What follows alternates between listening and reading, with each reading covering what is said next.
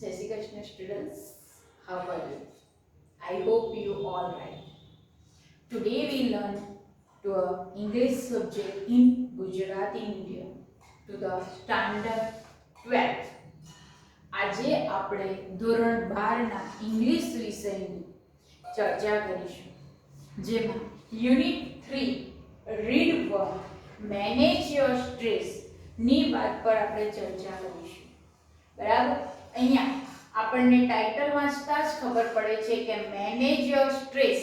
Stress, બરાબર, આપણને stress તણાવ ઉદ્ભવે. સ્ટ્રેસ એટલે આપણને ક્યાં સ્ટ્રેસ ઉદ્ભવે? આપણને પહેલો શબ્દ આવે આપણું માઇન્ડ. બરાબર, આપણા મગજ પર સ્ટ્રેસ આવે. બરાબર ને? હવે અત્યારે આપણે ધોરણ 12 માં છીએ. બરાબર ને? તો 12 માં ધોરણ 12 એ આપણા ભવિષ્ય માટે સૌથી ઇમ્પોર્ટન્ટ એવું વર્ષ છે, જે ખૂબ જ આપણને ઉપયોગી છે, સહાયક છે, અને જુઓ તો તમારા જીવનનું પહેલું પગથિયું છે. હા, તમે ધોરણ 10 માં બોર્ડની પરીક્ષા આપી જ આવ્યા છો, એટલે એ સ્ટ્રેસ તો તમને નથી. પણ હવે તમે સ્કૂલ લાઈફથી આગળની લાઈફમાં જવા જઈ રહ્યા છો, તો એના માટે સૌથી મહેનત તમારે આ ધોરણમાં કરવી પડશે. બરાબર, અને અત્યાર સુધી જેટલું બી તમે ધોરણ 12 સુધી ભણ્યા છો એ બધાનું જ અહીં તમારું મૂલ્યાંકન થશે. કારણ તમે હવે નવી દુનિયામાં જવાના છો. અલગ વાતાવરણમાં, અલગ કોલેજમાં, અલગ વ્યક્તિઓની સામે, અલગ નવા એવા ફ્રેન્ડની સામે જશો. ત્યારે આપણને એક સ્ટ્રેસ, એક મગજમાં તણાવ આવે છે. બરાબર ને? હાલમાં ચાલતો આ કોરોના વાયરસ જે આપણા મગજમાં છવાઈ ગયેલો છે, સૌથી મોટો સ્ટ્રેસ છે આપણા માટે. કદાચ કોઈને ત્યાં જવાનું હોય તો આપણે ત્યાં પહેલા 100 વાર વિચારીએ છીએ કે ત્યાં જવા લાયક સ્થળ છે કે નથી. બરાબર ને? આ પણ એક સ્ટ્રેસ જ થયો ને. આજે આપણે 8 મહિનાથી લગાતાર ઘરમાં બેસેલા છે, આપણે બીજી કોઈ પ્રવૃત્તિ કરી નથી શકતા. બરાબર ને? એક મેન્ટલી સ્ટ્રેસ છે. હા, ભણવામાંથી છુટકારો તો મળી ગયો, પણ આ વર્ષ તમારા માટે પાછો આવવાનો નથી. બરાબર ને? અને ધોરણ 12 જે આપણા જીવનનું મૂલ્ય એવી તક કે તો સુવર્ણ તક છે કે જો તમે આમાં સારી સફળતા મેળવશો તો સારા જીવનમાં એવો નિર્ણય લેશો અને સારી પોઝિશન પર જશો. તો એ પોઝિશન લેવા માટે પણ કેટલાક સ્ટ્રેસ આવે, તણાવ આવે. તો એ તણાવને, એટલે કે એ જે માનસિક સંતુલન જે આપણું ખોરવાય છે, જે મગજ પર બધા વિચારોનો પ્રહાર થાય છે, એનું મેનેજ, કે એને કઈ રીતે મેનેજ કરી શકાય. બરાબર ને? અત્યારે સ્કૂલ ચાલતી હોય, ધારો કે, તો સવારથી સાંજે સ્કૂલમાં હોઈએ, સાંજે ટ્યુશન જોવાનું હોય, ઘરે આવીને પાછું હોમવર્ક કરવાનું હોય, બીજે દિવસે ટેસ્ટ હોય, કેટલું મગજ ઉપર સ્ટ્રેસ હોય. તો એ બધા સ્ટ્રેસ, કરવાના કાર્યો બધા જ છે, પણ એને મેનેજ, એને પ્રતિબંધ, એને કઈ રીતે આપણે કામ કરીએ એ વાતનું આપણને અહીં આપેલું છે. આ પાઠ આપણા માટે સૌથી ઇમ્પોર્ટન્ટ છે. બરાબર ને? આપણને બધી જ રીતે હવે આપણે સાંસારિક રીતે પણ જોવાનું છે, વ્યવહારિક રીતે પણ જોવાનું છે, અને આપણા ભણતર રીતે પણ જોવાનું છે. બરાબર? આ પાઠ અહીં ધોરણ 12 માં એટલા માટે જ મૂકવામાં આવ્યો છે કે જે તમને બોર્ડ ની જે એક સ્ટ્રેસ છે, પ્લસ તમારા ફ્યુચરની સ્ટ્રેસ છે, કે જ્યારે આવી પોઝિશન આવે, આવી જ્યારે પરિસ્થિતિ આવે, ત્યારે તમે તેને કઈ રીતે મેનેજ કરી શકો. તો એના માટે કેટલાક ઉપાયો, કેટલાક દ્રષ્ટાંતો, કેટલીક એક્સરસાઇઝો તમને આ આખા યુનિટમાં, જેમાં 2 રીડ આપેલા છે, રીડ 1, રીડ 2, કે જેમાં અલગ એક્સરસાઇઝો આપેલી છે, એ એક્સરસાઇઝ દ્વારા, કેટલીક વાતો દ્વારા, કેટલીક સમજૂતીઓ દ્વારા આપણને અહીં સમજવામાં આવ્યું છે કઈ રીતે આપણા તણાવનું મેનેજ એટલે પ્રતિબંધ, એટલે કે એની સાથે આપણે કઈ રીતે તાલમેલ કરી શકીએ. બરાબર? અને બીજું ટાઇટલ આપેલું છે સ્ટ્રેન્થનિંગ મેન્ટલ ફ્લેક્સિબિલિટી. બરાબર. મેન્ટલ એટલે માનસિક, સ્ટ્રેચિંગ એટલે પરિવર્તન અને ફ્લેક્સિબિલિટી એટલે સ્થિરતાને મજબૂત કરો. જે તમારી માનસિક પરિસ્થિતિ છે, તમે જે વસ્તુમાં છો, બરાબર, એક બાજુ સુખની લાગણી છે, એક બાજુ દુઃખની, બધું મિક્સ થઈ ગયું છે, તો એ પરિવર્તનની સ્થિરતાને મજબૂત બનાવો. તમારો નિર્ણય ડટ કરો કે ના, મારે આ કરવું જ છે. બરાબર. અત્યાર સુધી આપણે ઘણીવાર આ કહેવત કરતા આવેલા છે અને બોલતા આવેલા છે, સાંભળતા પણ આવેલા છે. કાળા માથાનો માનવી ધારે તે કરી શકે, કારણ એનું સ્ટ્રેસ લેવલ એના કંટ્રોલમાં હોય છે, આ માનસિક ક્ષમતા એના કંટ્રોલમાં હોય છે. બરાબર ને? આપણે ઘણીવાર સાંભળીએ કે બેસેલા અહીંયા છે પણ મન ક્યાં ભટકતું છે. બરાબર છે ને? કે આપણે રૂમમાં બેસેલા છે, અત્યારે આપણે વિડિયો જોઈ રહ્યા છે, મારું ધ્યાન વિડિયોમાં છે, પણ વિચારને કોઈ રોકી નથી શકતું. વિચાર આવતા પણ નથી રોકી શકતા આપણે, અને જતાને પણ રોકી નથી શકતા. પણ કયા વિચારોને ક્યારે લેવા, એને કઈ રીતે ફોલો કરવા, એ આપણા પર છે.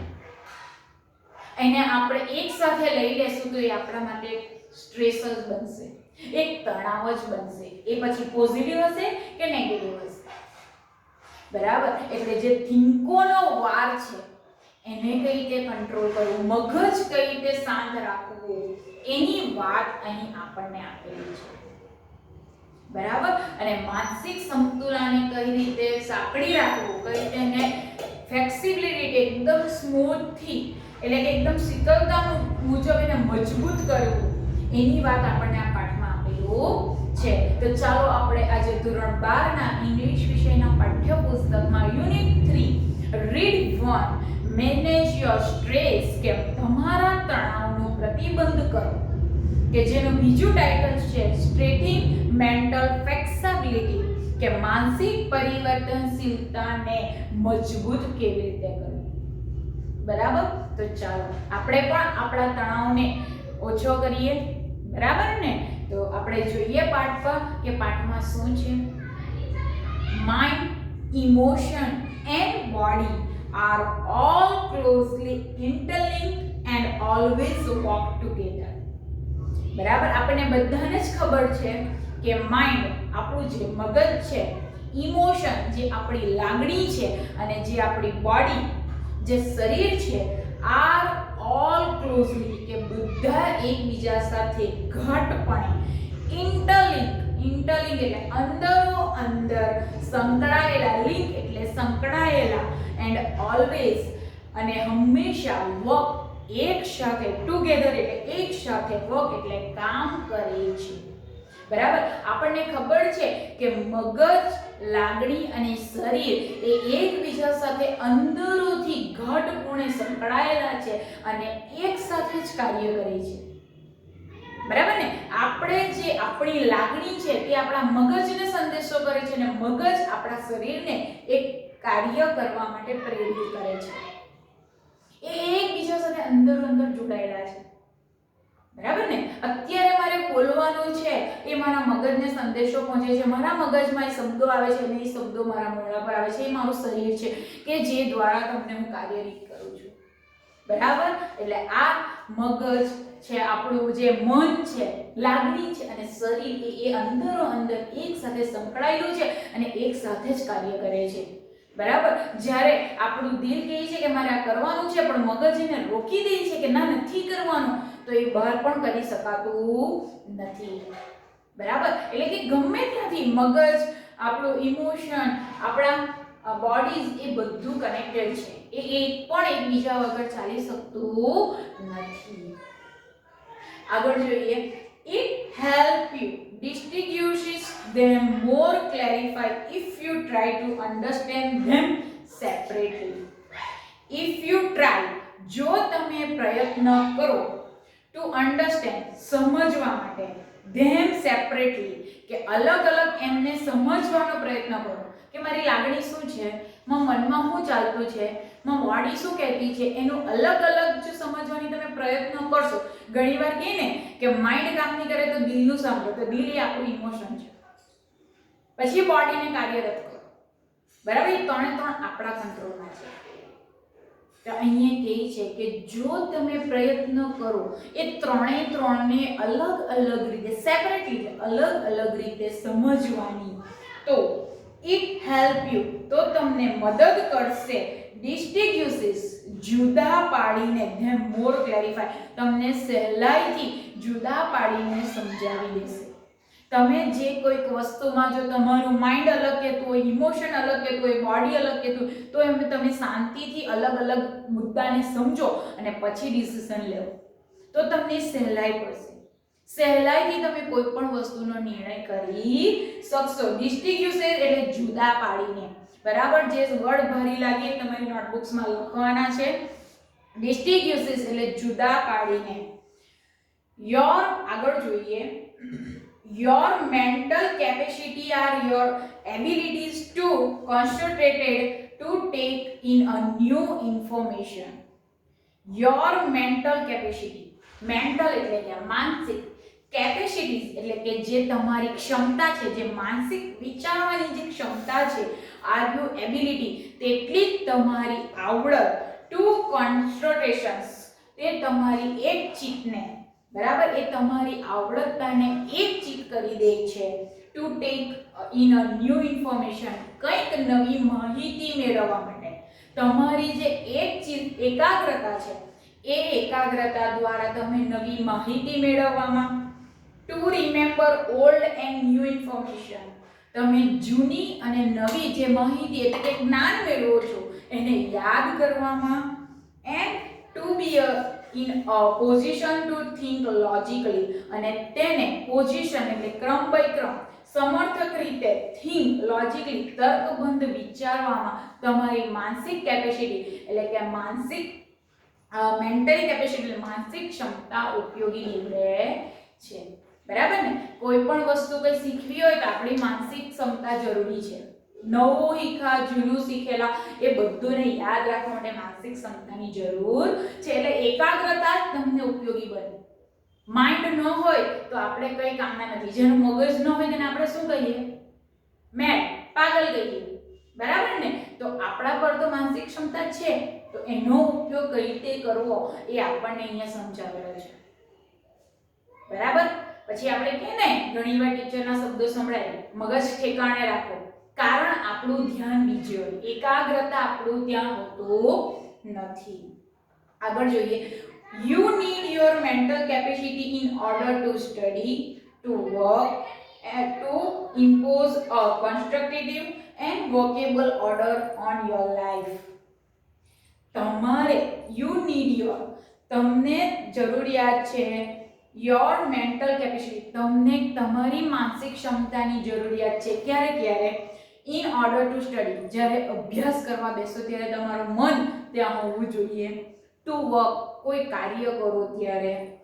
to impose a constructive એટલે સર્જનાત્મક ક્રિયા કરો ત્યારે, સર્જનાત્મક કંઈક નવું સર્જવાની ક્રિયા કરો ત્યારે. and workable order on your life તમારા જીવન દરમિયાન કોઈ કાર્યશીલ કાર્યો કરવાના હોય ત્યારે તમારી મેન્ટલ કેપેસિટીની જરૂર તમને પડે છે. એટલે માનસિક ક્ષમતાની જરૂર પડે જ છે આપણને, તો બધાને જ ખબર છે. and to make rational day to day decision અને make rational day to day દિવસે દિવસે ડિસિઝન નિર્ણયો લેવાની શક્તિ આપણને મેન્ટલ કેપેસિટીમાંથી મળે છે. આજે નિર્ણય લીધો એટલે કાલે ન લેવો પડે એવું નથી. નાની નાની વાતેના નિર્ણયો પણ આપણે લેવું પડે ત્યારે આપણને આપણા મેન્ટલ કેપેસિટી માનસિક ક્ષમતાની જરૂર પડે. પણ માનસિક ક્ષમતા જો સારી ન હોય તો કેવી રીતે થાય? એમાં અલગ અલગ વિચારો ચાલ્યા કરતા હોય તો આપણે બીજી વાતને ઇન્ટરફિયર આપણા માઇન્ડમાં બેસાડી શકતા નથી. એટલે એવા તણાવને કઈ રીતે દૂર કરાય, ક્યાં ક્યાં આપણો માનસિક ક્ષમતાનો ઉપયોગ છે તે અહીંયા આપણને કીધેલું છે. બરાબર. આગળ જોઈએ, ફોર એક્ઝામ્પલ હવે ઉદાહરણ આપેલું છે.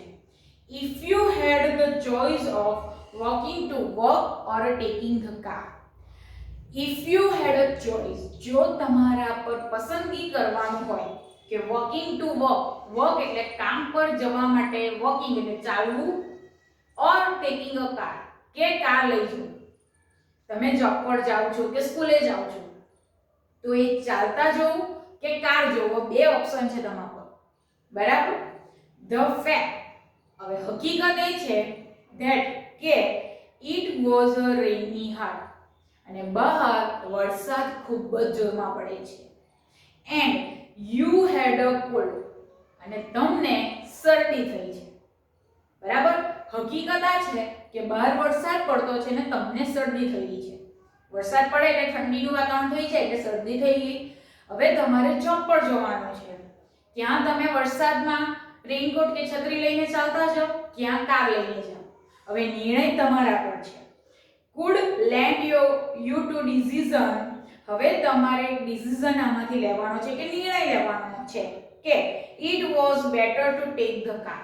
તમે નિર્ણય લઈ છે કે to better to take a car, આપણે સારું એ છે કે કાર લઈને જઈએ. એટલે બંને પોઝિશન સચવાય છે, વરસાદ પણ નહીં લાગે અને જે શરદી છે તેના લીધે વાતાવરણની ઠંડી હવા પણ ન લાગે. એટલે ટેક અ કાર, કે એને કાર લેવાનું ડિસિઝન તમે લીધું.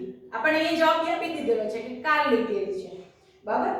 That would be a rational decision, અને આ જે તમે રેશનલ, જે વિચારપૂર્વક ડિસિઝન નિર્ણય લીધો બેઝ ઓન ધ કરંટ ક્રિપ્ટેશન્સ, એટલે કે જે તમે કરંટ એટલે કે પરિસ્થિતિને ધ્યાનમાં લઈને જે વિચારપૂર્વક નિર્ણય લીધો તે કર્ક્યુમિનેશન એટલે કે વિવેકપૂર્ણ ગણાય છે, કે તે એ સાચો એવો વિવેક નિર્ણય ગણાય. વિવેક એટલે કે સારો એવો નિર્ણય ગણાય છે, કારણ તમને કોઈ સ્ટ્રેસ નથી.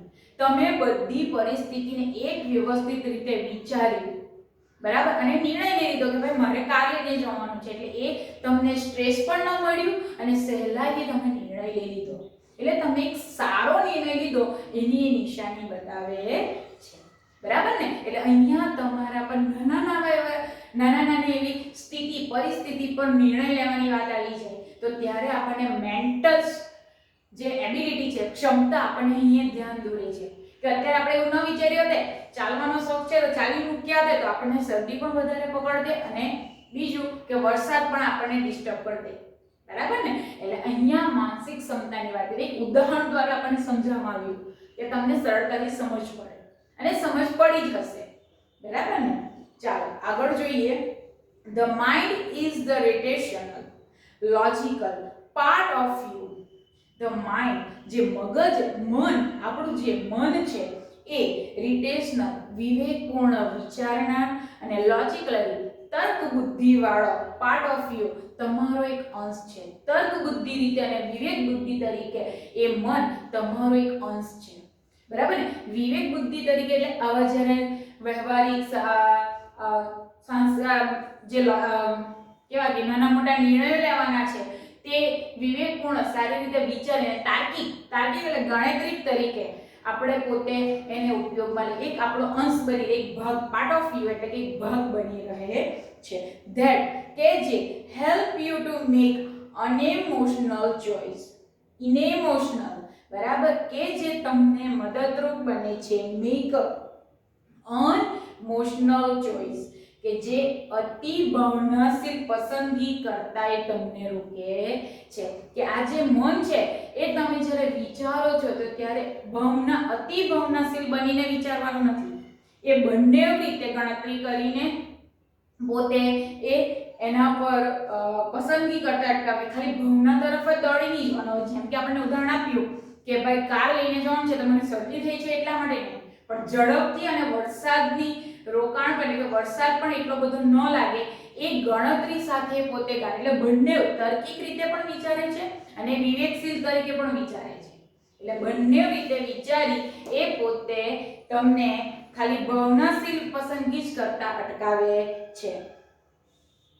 Two store and retrieve information. હવે માનસિક ક્ષમતા એ આપણે સ્ટોરેજ, જે યાદ કરેલી શક્તિ, અને રિટ્રીવ ઇન્ફોર્મેશન પાછી આપી, એટલે કે જે પહેલા યાદ કરેલી, એટલે કે જે પહેલા આપણે જે માહિતી મેળવી હતી એ પાછી પરત કરવા માટે આપણને એ મદદરૂપ બને છે. And two order and calculator, અને કોઈકને ઓર્ડર એટલે કે કાર્યબંધ કે ભાઈ મારે પહેલા આ જ કાર્ય કરવાનું છે, બીજું આ, ત્રીજું એ કાર્ય કરવામાં પણ મદદરૂપ બને છે. કેલ્ક્યુલેટર ગણતરી કરવામાં પણ મદદરૂપ બને છે. આપણને ખબર જ છે કે આપણું મગજ આ બધી રીતે ટેવાયેલું છે, બરાબર ને. પહેલેથી આપણે આપણા મગજને એ જ રીતે ઓર્ડર કર્યા અને તે જ રીતે આજે પણ આપણું માઇન્ડ કે મન જે છે તે એ રીતે ચાલે છે. મન જે કે એ બોડી કાર્યરત કરે છે, બરાબર. એટલે આપણે પહેલી જ રીતે આપણે જોઈ કે માઇન્ડ, ઇમોશન અને બોડી જે એક સાથે કાર્યરત છે.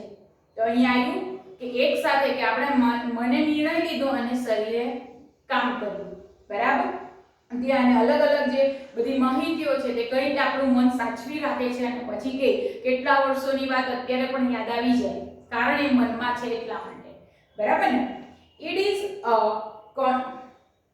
a contributed part of to the emotion, અને તે એક કોન્ટ્રીબ્યુટેન્ટ એટલે કે પ્રતિરૂપ છે ટુ ધ ઇમોશન, લાગણીશીલનું એક પ્રતિરૂપ છે કે આપણી જે લાગણી છે એનું એક આ પ્રતિબિંદુ તરીકે બની રહે છે. આપણી લાગણીઓને આવા વિચારો દ્વારા આપણને બહાર આપે છે, બરાબર. A good example of the, હવે એક સારું એક્ઝામ્પલ એના માટે આપેલું છે કે કઈ રીતે આપણું મગજને બે ક્રિયામાં એક સાથે કાર્યરત કરે. તો તે જોઈએ. એક્ઝામ્પલ એટલે કે ઉદાહરણ છે ઓફ ધ ઇન્ટરેક્શન. ઇન્ટરેક્શન એટલે અહીં ક્રિયા પ્રતિક્રિયા, ક્રિયા કરીએ છીએ તેની સામેની વળતી પ્રતિક્રિયા, બરાબર. તો તે ક્રિયા પ્રતિક્રિયા between mind and emotion is the exam nervous, બરાબર. આપણને જે એક્ઝામ નર્વસ એટલે ભય, between mind વચ્ચે, મન અને ઇમોશન લાગણી, મન અને લાગણી વચ્ચેના જે એક્ઝામ પ્રત્યેનો ભયની ક્રિયા પ્રતિક્રિયા એ સૌથી સારું ઉદાહરણ છે.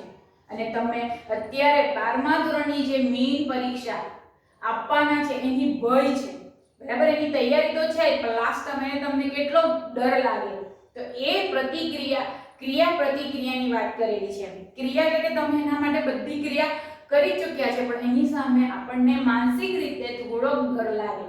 તો એ જે મન અને આપણા જે લાગણીનો એ જે બેની વચ્ચેનો ભેદ છે એની વાત અહીં આપણને ઉદાહરણ તરીકે આપેલી છે. જોઈએ. Your mental capacity has helped you retain what you have revised. Your એટલે કે તમારી મેન્ટલ કેપેસિટી એટલે જે માનસિક ક્ષમતા છે એ હેલ્પ મદદ કરે છે યોર રીટીન એટલે યાદ કરવાનું, કે તમે જે યાદ રાખ્યું છે વોટ યુ હેવ રિવાઇઝ, શું તમે વાંચ્યું એ બધું યાદ રાખવામાં તમારી માનસિક ક્ષમતા તમને મદદરૂપ થાય છે. યુ નો યોર સ્ટફ, તમે જાણો છો કે તમારે સ્ટફ એટલે લખવાનું શું છે. પરીક્ષામાં કોઈ પણ પ્રશ્ન પૂછાય તો તમારે શું લખવાનું તમને આવડતું જ છે, બરાબર. બધા જ વિષય હોય કે બધા જ પ્રશ્નો એ તમને ખબર છે કે તમારે શું લખવાનું છે, તમને ખબર છે કારણ તમે વાંચ્યું છે, મહેનત કરી છે. પરંતુ when you enter the exam room, જ્યારે તમે એન્ટર એટલે કે પ્રવેશ મેળવો છો, એન્ટર ધ એક્ઝામ રૂમ પરીક્ષા ખંડમાં જ્યારે પ્રવેશ મેળવો છો, and start getting emotional by unexpected difficulties and imagining failure.